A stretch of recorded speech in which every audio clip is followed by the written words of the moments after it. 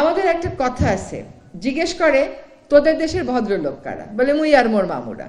এই গত 16 বছরে এমন ভাবে প্রশাসন চলেছে, যেদিকে তাকাই তারা এবং তাদের মামুরা। এখানে নিরপেক্ষতার কোনো সুযোগ আসলে রাখা হয় নাই। এই জন্য তো সংস্কার লাগবে। আপনাকে ভোটের এই আয়োজনটা কে করে দেবে? নির্বাচন কমিশন। নির্বাচন কমিশনে তার লোক বসে আছে।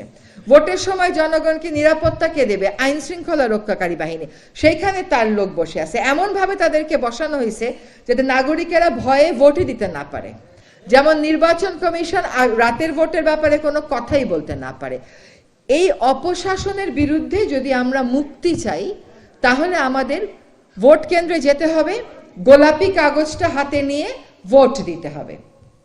এবং আমরা যাতে ভোট দিতে না পারি, এই জন্য অনেক রকমের ভয়ভীতি দেখানো হবে, একটা শঙ্কা সৃষ্টি করা হবে। ভোট কি হবে? ভোট তো মনে হয় হবে না। ভোট না হওয়ার কি কারণ আছে?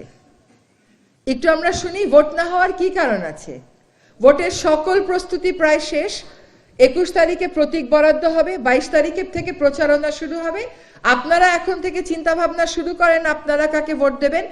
যত বাধা আসুক না কেন, ভোট আমরা দিতে যাব। সরকার প্রস্তুত আছে সকল বাধা মোকাবেলা করবার। সরকারের সবচাইতে বড় শক্তি হচ্ছেন আপনারা, জনগণ এবং ভোটার যারা। আপনারা প্রস্তুত থাকবেন, আমরা ভোট দিতে যাব।